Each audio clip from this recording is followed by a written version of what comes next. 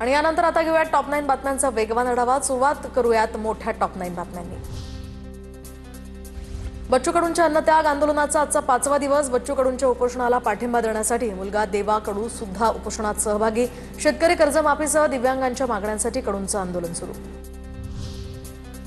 बच्चू कडूंच्या आंदोलनाला पाठिंबा देण्यासाठी रोहित पवार, सलील देशमुख अमरावतीला जाणार। बच्चू कडूंच्या आंदोलनाचा आजचा 5वा दिवस। शेतकऱ्यांच्या विविध मागण्यांसाठी बच्चू कडूंचं अन्नत्याग आंदोलन। बच्चू कडूंच्या जीवाला धोका झाला तर सुट्टी नाही। सरकारनं बच्चू कडूंच्या आंदोलनाची दखल घ्यावी। मनोज जरांगे पाटलांचा सरकारला इशारा। मंत्री संजय शिरसाट यांनी 3 ठिकाणी कोट्यवधींची जमीन विकत घेतली। इतका पैसा कुठून आला? शिरसाट यांनी सांगावं। देवेंद्र फडणवीस यांच्या प्रामाणिकपणाची ही परीक्षा आहे। इम्तियाज जलील यांचा गंभीर आरोप।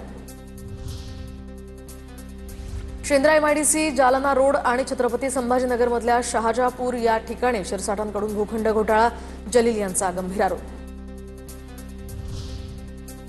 तर इम्तियाज जलील यांच्यावर मी बोलणार नाही, असे खूप येतात आणि खूप जातात। संजय शिरसाट यांचा जलील यांच्यावर निशाणा।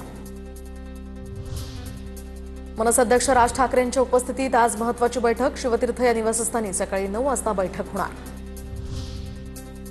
उपमुख्यमंत्री अजित पवार आज अकोल्याच्या दौऱ्यावर, तर काँग्रेसचे ज्येष्ठ नेते मदन भरगड आज अजितदादांच्या राष्ट्रवादीत पक्षप्रवेश करणार।